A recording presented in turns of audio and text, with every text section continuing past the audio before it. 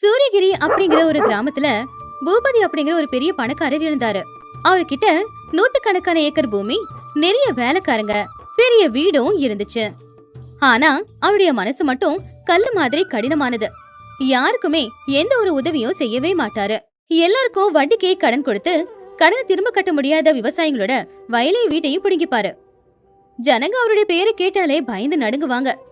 பூபதிக்கு அவனுடைய பணமும் அவனுடைய அந்தஸ்தும் அதிகாரமும் ரொம்பவும் முக்கியம். அவன் முன்னாடி யாராவது தலை நிமிர்ந்து பேசினா அவங்கள உண்டு இல்லைனாக்கிடுவான். ஒரு நாள் ஒரு ஏழு விவசாயியால கடனை திரும்ப கட்ட முடியலங்கிறதுனால பூபதி வந்து அவன்கிட்ட இருக்கிற 2 காளை மாடுங்களை கொண்டு போய் வித்து அந்த பணத்தை எடுத்துக்கிட்டான். அந்த காளை மாடுங்கன்னா அவனுக்கு ரொம்பவும் உசுறு. பாவம் ஒரு விதவையோட வீட்டை வரின்ற பேருல அவன் சொந்தமாக்கிக்கிட்டு அந்த வீட்டை இப்போ குடோனா பயன்படுத்திக்கிட்டு இருக்கான். இப்படிப்பட்ட பாவ செயல்களை அவன் நிறைய செஞ்சிருக்கான். எல்லாருடைய கண்ணீர் சாபமும் இப்ப அவன் தலைமையிலதான் இருந்துச்சு. ஒரு நாள் சரியான உச்சி வெயில் அடிக்கிற நேரம் ஒரு வயசான முனிவர் பூபதியோட வீட்டுக்கிட்ட வந்தாரு. தொண்டை வறண்டு தாகத்துல இருக்கிற அந்த முனிவர் குடிக்கிறதுக்கு தண்ணிய கேட்கதான் வந்திருந்தாரு. மகனே, ரொம்ப தூரத்துல இருந்து நடந்து வந்திருக்கேன். தொண்டையெல்லாம் வறண்டு போச்சு. குடிக்க கொஞ்சம் தண்ணி கொடுப்பா. தண்ணியா? எங்க ஊர்ல தண்ணி எல்லாம் சும்மா வராது சாமியாரு.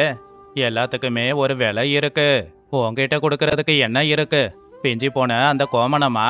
நான் ஒரு சன்னியாசிப்பா. என்கிட்ட உனக்கு கொடுக்க எதுவும் இல்ல. ஆனா தாகத்தோட இருக்கிறவங்களுக்கு தண்ணி கொடுக்கறது தர்மம். அத நீ செய்யலாமே. தர்மத்தை பத்தியெல்லாம் எனக்கு பாடம் எடுக்காத கிழவா. முதல்ல இந்த இடத்த காலி பண்ணு நீ. இல்லனா என் நாயை விட்டு உன்னை துரத்தி அடிப்பேன். உனக்கெல்லாம் இங்க இடமில்ல. பூபதி வேலைக்காரனை கூப்பிட்டு அந்த முனிவரை விரட்ட சொல்லி ஆணையிட்டான். அப்போ அந்த வேலைக்காரனும் முனிவரை பிடிச்சி ஓங்கி தள்ளி விட்டுட்டான். அத பார்த்து ஜனங்க எல்லாரும் ரொம்பவும் வருத்தப்பட்டாங்க. ஆனா யாருமே பூபதியை எதிர்த்து நிக்கிற அளவுக்கு யாருக்கும் தைரியம் இல்ல. அப்ப அந்த முனிவர் மெதுவா எழுந்திருச்சு தூசிய தட்டி விட்டு பூபதியோட கண்ணை நேரா பார்த்து இப்படி சொன்னாரு. பூபதி, உன்கிட்ட பணம் இருக்கு, அதிகாரம் இருக்கு. ஆனா நல்ல மனசு இல்ல. உன் நிழல பாரு. அது எவ்வளவு கருப்பா எவ்வளவு பெருசா இருக்குன்னு. அதுதான் நீ இந்த பூமியில வாழ்ந்துகிட்டு இருக்கிறதுக்கான அடையாளம். அடக்கிழவா, அந்த நிழலை பத்தி எனக்கு பாடம் எடுக்கிறியா? பைத்தியக்காரா, முதல்ல இங்கிருந்து கிளம்பு. இன்னையிலிருந்து நீ செய்யற ஒவ்வொரு கொடூரமான செயலுக்கும் உன்னோட நிழல் கொஞ்சம் கொஞ்சமா குறையும். எந்த நொடி உன் நிழல் முழுசா மறைஞ்சு போகுதோ அந்த நொடி உன்னை இந்த உலகம் மறந்துடும். உன்னோட பிறப்பும் இறப்பும் எல்லாமே மறைஞ்சு போயிடும். அந்த நிழல் நீ நல்லவனா மாறினா மட்டும்தான் திரும்ப கிடைக்கும். இதுதான் என்னுடைய சாபம். சுத்தி இருக்கிற ஜனங்க இத ரகசியமா பேச ஆரம்பிச்சாங்க. கொஞ்சம் பெரிய மனுஷங்க எல்லாரும் அந்த முனிவர் சொன்னது உண்மையாகும்னு நினைச்சாங்க. இந்த முனிவர் சாதாரணமானவர் இல்ல. அவரு கண்ணுல ஒளிவட்டம் தெரியுது. இந்த சாபம் ஜமீன்தார சும்மா விட போறதில்ல. ஆமா ஆமா, இத்தனை நாளா ஏழைங்களோட பாவத்தை கொட்டிக்கிட்டான் இல்லையா? அந்த முனிவர் சொன்னது நடக்கட்டும். என்ன நடக்குதுன்னு பாப்போம் அப்படின்னு சொல்லி அந்த முனிவர் அங்கிருந்து போயிட்டாரு. ஆனா பூபதி அதை பெருசா எதுவும் எடுத்துக்கல. சுத்தி இருக்கிறவங்கள பார்த்து அவங்கள கிண்டல் பண்ணி தான் பேசிக்கிட்டு இருந்தான். கேட்டீங்களாடா? என் நிழல் குறைஞ்சு போயிடுமா அப்படின்னு அந்த பைத்தியக்கார கிழவன் சொல்லிட்டு போறான். என் நிழல் குறைஞ்சா எனக்கு என்ன பிரச்சனை? என் சொத்து குறைய போதா? என்கிட்ட இருக்கிற பணம் குறைய போதா? போங்கடா, போய் வேலைய பாருங்க. முனிவர் பேச்சு பூபதியோட மனசுல நிக்கவே இல்ல. அடுத்த நாள்ல இருந்து எப்பவும் போலவே பாவ செயல்களை தான் செய்ய ஆரம்பிச்சான். கடன் கட்ட முடியாத ஒரு விவசாயியோட குடும்பத்தையே வீட்டை காலி பண்ண வச்சு அந்த வீட்டை அவன் சொந்தமாக்கிக்கிட்டான். ஐயா, இன்னொரு விளைச்சல் விளையறதுக்கு வாய்ப்பு கொடுங்க ஐயா. பூமி எடுத்துக்கிட்டா நான் என்ன பண்ணுவேன்? உன்னோட கண்ணீருக்கு என்கிட்ட மதிப்பில்லடா. பணம் இல்லனா உன் சொத்து என் சொத்து. இவனை இங்கிருந்து விரட்டுங்க. அந்த விவசாயி அழுதுகிட்டே பாவம் ஊர் இலையில போய் குடிசை போட்டு வாழ்ந்துகிட்டு இருந்தான். அதே வாரத்துல பூபதி 3 ஏழைங்களோட வீட்டை பிடுங்கிக்கிட்டான். பாவம் ஒரு வயசான பாட்டிய பஞ்சாயத்துக்கு கூப்பிட்டு வச்சு அவங்கள அவமானப்படுத்தினான். இப்படி அவன் நிறைய பாவங்களை செஞ்சுக்கிட்டே தான் போனான். அப்போ சின்ன வயசுலயே விதவையான ஒரு பொண்ணு பூபதி கிட்ட வந்து கெஞ்சி கேட்டா, ஐயா, என் புருஷன் இறந்துட்டாரு. இப்போ இந்த நிலைமையில என்னால உங்களுக்கு வரி கட்ட முடியாதுங்க ஐயா. தயவு செஞ்சு கொஞ்சம் கருணையை காட்டுங்க. எல்லாருக்கும் கஷ்டம் இருக்கதான் செய்யும். அதுக்காக நான் தான தர்மம் பண்ணிக்கிட்டு இருந்தா என் நிலைமை என்னாகிறது? ஒன்னு பணத்தை கட்டு, இல்ல வீட்டை காலி பண்ணு. இதான் என் தீர்ப்பு. அன்னைக்கு ராத்திரி பூபதி அவனுடைய அறையில விளக்கு வெளிச்சத்துல நடந்துகிட்டு இருக்கும்போது செவுத்துல இருந்த அவனுடைய நிழலை பார்த்து ஒரு நிமிஷம் அப்படியே நின்னுட்டான். அந்த நிழல் நேத்தை விட இன்னைக்கு கொஞ்சம் சின்னதா மாறின மாதிரி இருந்துச்சு. முதல்ல அது அவனுடைய பிரம்மான்னு நினைச்சான். ஆனா அப்புறமா உத்து பார்த்தாதான் தெரியுது அந்த நிழல் உண்மையிலே சின்னதா இருக்கு. என்ன இது? நிழல் குறைஞ்சு போச்சா? இல்ல இல்ல, விளக்கு அசைஞ்சிருக்கும். அந்த கிழட்டு முனிவன் சொன்னது என் மனசுக்குள்ள அப்படியே இருக்கு. என் பிரம்மை இது. ஆனா நாள் போக போக பூபதியோட அநியாயம் ஊரே தாங்காத அளவுக்கு இருந்துச்சு. ஆனா அவன் அநியாயம் பண்ண அவனுடைய நிழல் கொஞ்சம் கொஞ்சமா சின்னதாகிக்கிட்டே தான் போச்சு. இப்படியே ஒரு வாரம் போச்சு. ஊருக்குள்ள ஒரு அதிசயம் நடந்துச்சு. சரியா மதிய நேரம் பூபதி தெருவுல நடந்து போகும்போது வெயில்ல அவனுடைய நிழல் இப்ப அவன் உடம்ப விட பாதி அளவுல தான் இருந்துச்சு. இத ஊஜனங்களும் கவனிச்சாங்க. அவங்க ரகசியமா இப்படி பேசிக்கிட்டாங்க. ஜமீன்தாரோட நிழல பாத்தீங்களா? நாளுக்கு நாள் குறைஞ்சிக்கிட்டே போகுது. அந்த சாமியார் விட்ட சாபம் உண்மையாகுது. மெதுவா பேசுடா. அவரு காதுல விழுந்தா நம்ம கதை முடிஞ்சிடும். ஆனா உண்மைதான், அவருக்கு ஏதோ கெட்டது நடக்க போகுது. இப்ப அவனுடைய நிழல் ஒரு சின்ன பையனுடைய நிழல் அளவுக்கு தான் இருந்துச்சு. என் நிழல் ஏன் இப்படி குறையுது? எனக்கு என்னமோ ஆகுது. டேய், அந்த முனிவர் எங்க இருந்தாலும் தேடி கூட்டிட்டு வாங்க. எவ்வளவு பணம் வேணும்னாலும் தரேன். இந்த சாபத்தை எடுக்க சொல்லுங்க. ஐயா, அந்த முனிவரை நாங்க தேடாத இடம் இல்லைங்க. அவர் இந்த ஊர்லயே இல்ல. உங்களுக்கு சாபம் கொடுத்த அந்த நாள்ல இருந்து அவர் யாரோட கண்ணுலயும் படலங்க ஐயா.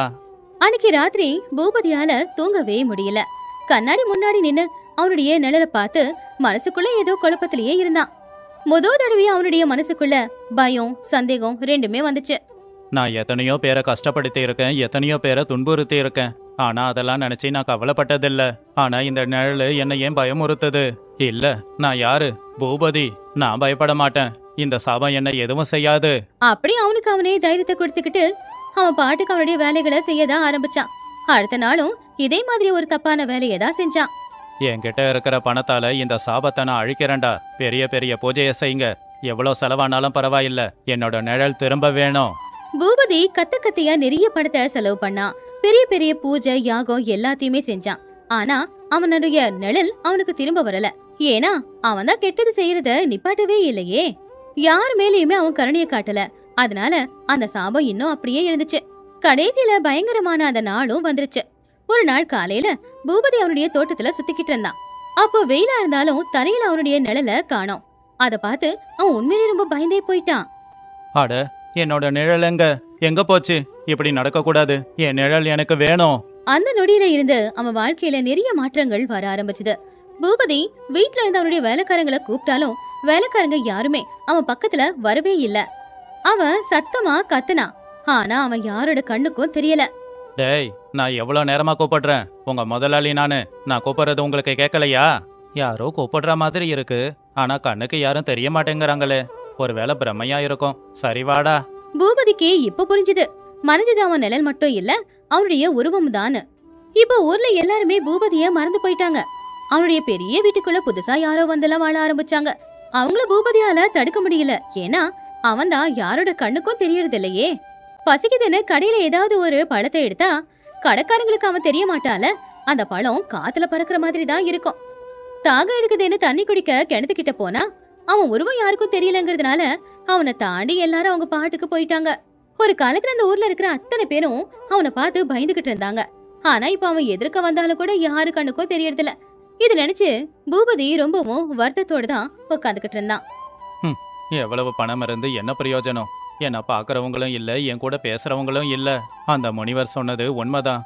நான் வாழறதுக்கான அடையாளமே இப்ப இல்ல. நான் எத்தனையோ பேர் வயத்தில் அடிச்சிருக்கேன், அவங்கள கஷ்டப்படுத்தி இருக்கேன். ஆனா இப்ப என் கஷ்டத்தை யாருக்கிட்ட சொல்லுவேன்? இதைத்தான் நான் சம்பாதிச்சிருக்கேனா? அப்படி தனிமையில வாடும்போதுதான் பூபதிக்கு அவன் செஞ்ச ஒவ்வொரு அநியாயமும் ஞாபகத்துக்கு வந்துச்சு.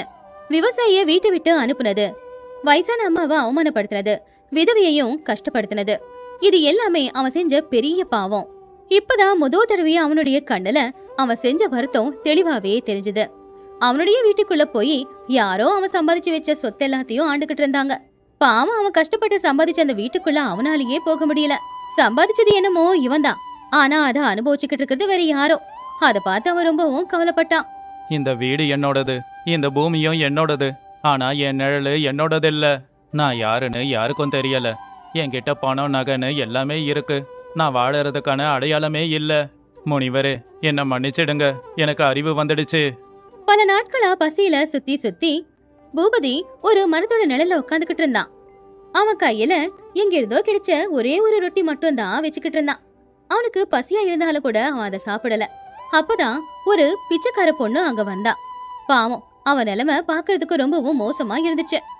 அப்போ அந்த பொண்ணு அழுதுகிட்டே, அண்ணா, எனக்கு ரொம்ப பசிக்குதுன்னு, 3 நாள் ஆச்சுன்னு நான் சாப்பிட்டு, உன்கிட்ட இருக்கிற அந்த ரொட்டியில கொஞ்சம் கூடன என் பசிய நான் ஆத்திக்கிறேன்னு. அதிசயமா அந்த பிச்சைக்கார பொண்ணோட பார்வையில மட்டும் பூபதி தெரிஞ்சுக்கிட்டு இருந்தான். ஒருவேளை சுத்தமான மனசு இருக்கிறவங்களுடைய பார்வைக்கு மட்டும்தான் பூபதி தெரியவானோ என்னவோ. பூபதி ஒரு நிமிஷம் நிதானமா யோசிச்சான். அவன் கையில இருக்கிறது ஒரே ஒரு ரொட்டி மட்டும்தான். அது சாப்பிட்டா அவனுடைய பசி தீரும். ஆனா அத அவன் சாப்பிட்டானா அந்த பிச்சைக்கார பொண்ணு இன்னும் பசியோட தான் தவிப்பா. தடவை அவனை பத்தி யோசிக்காம இன்னொருத்தங்களை பத்தி அவன் யோசிச்சிருந்தான். உன்னால என்ன பார்க்க முடியுதாமா? ஆமா அண்ணா, நீயும் கஷ்டத்துல இருக்கேன்னு உன் முகத்தை பார்த்தாலே தெரியுதுன்ன. பாவம், உனக்கும் ரொம்ப பசி எடுக்குதானே? நான் பசியோட தாமா இருக்கேன். ஆனா உன் பசி என்னோட பசியை விட பெருசு. இந்தாமா, இத சாப்பிடு. பூபதி அவன் கையில வச்சிருந்த அந்த ரொட்டிய அந்த பிச்சைக்கார பொண்ணுக்கு சாப்பிட கொடுத்தான். எந்த ஒரு சுயநலமும் இல்லாம, எந்த ஒரு கஷ்டமும் இல்லாம மனசார அந்த பொண்ணோட பசியை தீக்கிறதுக்காக தான் அவன் அந்த ரொட்டிய கொடுத்தான். சரியா அந்த நொடியில வெயில்ல சின்னதா அவனுடைய நிழல் அவனுக்கு தெரிஞ்சது. அத பார்த்து அவன் ரொம்பவும் ஆச்சரியப்பட்டான். என் நிழல் வந்துடுச்சு. கொஞ்சமா இருந்தாலும் வந்துடுச்சு. அப்படின்னா நான் நல்லது செஞ்சா மட்டும்தான் எனக்கு நிழல் திரும்ப கிடைக்கும். அந்த நொடிதான் பூபதிக்கு சத்தியம் என்னன்னு தெரிய வந்துச்சு. இத்தனை நாள் பாவங்கள் செஞ்சதுனால அவனுடைய நிழல் மறைஞ்சது. ஆனா இனிமே நல்லது செஞ்சா அவனுடைய நிழல் மறுபடியும் கொஞ்சம் கொஞ்சமா வருங்கிறத தெரிஞ்சுக்கிட்டு யாருக்கெல்லாம் அவன் கெட்டது செஞ்சானோ எல்லாருக்குமே போய் நல்லது செய்ய ஆரம்பிச்சான். வயசான பாட்டி கிட்ட மன்னிப்பு கேட்டான். அப்படியே அந்த வயசான விவசாயிக்கு இடத்த திரும்ப கொடுத்துட்டான். நான் உங்களுக்கு செஞ்ச அநியாயத்துக்கு தயவு செஞ்சு என்ன மன்னிச்சிடுங்க. உங்க வயலையும் கூடவே உங்களுக்கு தேவையான தானியத்தையும் கொடுக்கறேன். என்ன மன்னிச்சிடுங்க. நான் பண்ணது ரொம்ப தப்பு. ஐயா, நீங்க தானா இப்படி பேசுறீங்க? அந்த கடவுள் உங்களுக்கு நல்ல புத்திய கொடுத்துட்டாங்க ஐயா. பூபதி அந்த விதவியோட வீட்டையும் திரும்ப கொடுத்தான். அவங்க கால்ல விழுந்து மன்னிப்பு கேட்டான். அவன் அவமானப்படுத்தின அந்த வயசான பாட்டியோட கால்ல விழுந்து அவங்க கிட்ட மன்னிப்பு கேட்டான். ஐயா, அன்னைக்கு நீங்க என்ன இவ்வளவு அவமானப்படுத்தினீங்களே, ஆனா இந்த மாற்றம் இத நான் எதிர்பார்க்கவே இல்லைங்க ஐயா. இது உண்மைதாமா. தாமதமானாலும் எனக்கு அறிவு வந்திருக்கு. இத்தனை நாளா நான் சேர்த்து வச்ச பணம் எனக்கு இப்ப உதவி பண்ணல. ஆனா அந்த பணம் உங்க கண்ணுல சந்தோஷத்தை கொடுக்குதுன்னா அதுவே எனக்கு போதும். அப்படி பூபதி செய்யற ஒவ்வொரு நல்ல வேலைக்கும் அவருடைய நிழல் கொஞ்சம் கொஞ்சமா பெருசாச்சு. ஜனங்க மேல இப்ப பூபதிக்கு கௌரவம் வர ஆரம்பிச்சது. இப்போ ஊர்க்காரங்களை கூட மனசார பூபதிய மதிக்க ஆரம்பிச்சாங்க. இப்ப ஜனங்க அவனை பயத்தோட பாக்குறது இல்ல, எல்லாருமே மரியாதையோட தான் அவனை பாக்குறாங்க. அப்படியே சில நாட்கள்ல அவனுடைய முழு நிழலும் அவனுக்கு வந்துருச்சு. ஆனா இப்ப அது ஒரு சாதாரண நிழல் இல்ல, ஒரு நல்ல மனுஷனோட நிழல். பூபதி இதுவரைக்கும் அவனுடைய குடோன்ல வச்சிருந்த அரிசி பருப்பு தானியங்கள் எல்லாத்தையுமே ஊர்ல இருக்கிற அத்தனை பேருக்கும் தான தர்மம் செய்ய ஆரம்பிச்சான். மொத்த பாவமும் அவனை விட்டு போயிடுச்சு. இப்ப அவன் ஒரு சுத்தமான மனுஷனாதான் இருந்தான். இப்போ ஊர்க்காரங்க எல்லாருமே பூபதி கிட்ட வந்த மாற்றத்தை பார்த்து ரொம்பவும் சந்தோஷப்பட்டாங்க. பாத்தியாடா, ஒரு மனுஷன் இந்த அளவுக்கா மாறுவான்? ஒரு காலத்துல நம்ம வயித்துல அடிச்சவரே நம்ம வயிற்று பசிய போக்குறாரு. இது நல்ல விஷயம்தான். எல்லாத்துக்கும் அந்த முனிவர் தான் காரணம். ஐயா மனசு மாறாம இருந்தா இந்நேரம் நம்ம ஊரு சுடுகாடா இருக்கும். சில நாட்களுக்கு அப்புறமா மறுபடியும் அந்த முனிவர் பூபதிய பார்க்க வந்தாரு.